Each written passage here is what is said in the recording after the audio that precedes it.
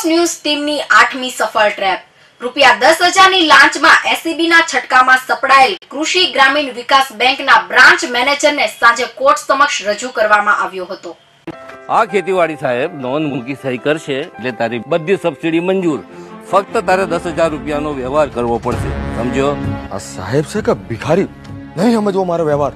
ભ્રષ્ટાચારની ખોલો pole, ACB ને કરો કોલ 1064।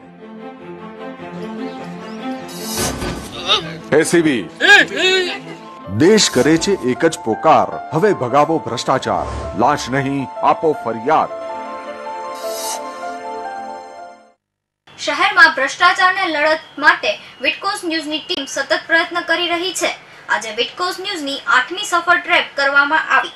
શહેરના ડોનચોક વિસ્તારમાં આવેલી ધી ગુજરાત રાજ્ય કોર્પોરેટિવ અને કૃષિ ગ્રામીણ વિકાસ બેંકના બ્રાન્ચ મેનેજર તરીકે ફરજ બજાવતા કેતન મહેન્દ્રભાઈ દવે, ઉંમર વર્ષ 49, શિવ પાર્કના રહેવાસીએ ખેડૂતોને કરેલા ધિરાણાની વસૂલાત અંગે જુદા જુદા દૈનિક પત્રોમાં જાહેર ખબર આપવા માટે શહેરની પ્રોવેલ એડ એજન્સીને આપવામાં આવે।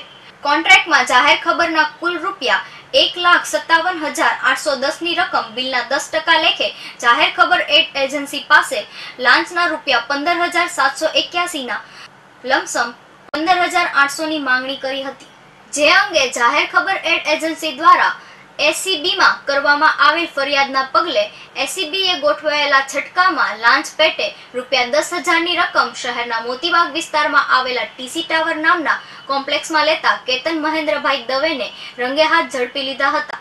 ઝડપાયેલા મેનેજર કેતન દવેને રિમાન્ડની માંગ સાથે કોર્ટ સમક્ષ રજૂ કરાયા।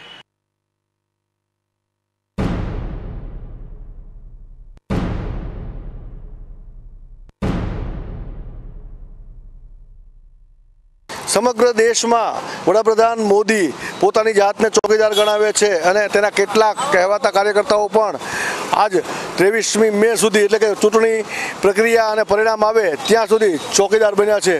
પરંતુ કોઈ વ્યક્તિ એવું નથી કહેતો કે સાચા અર્થમાં મેં ચોકીદાર બની, ભ્રષ્ટાચાર હટાવવા માટેના ચોકીદાર બની।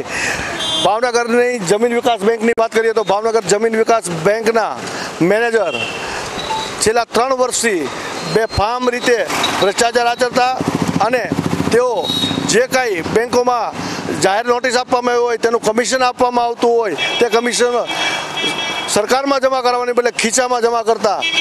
તો વાત કરીએ બીજી કે સામેની સાઈડ કે રાજેન્દ્ર શુક્લ જે મસ્ત મોટો મોલ બાંધીને બેઠા છે, જે કોર્પોરેશનના બાયોલોજી મુજબ માર્જિન છોડ્યા વગર ઇલીગલી બનાવેલું છે, કારણ કે પોતે નગરપાલિકાના કર્મચારી હોય, ક્લાસ 1 ઓફિસર હોય, તેઓ પણ એસીબીમાં પકડાયેલા અને કમિશનર ગાંધીની મહેરબાનીથી તેઓ આજે રજીસ્ટ્રેટ થઈ ગયા, ફરજ ઉપર જેલના 2.5 માસ પછી પણ ત્યાં હાજર થઈ ગયા।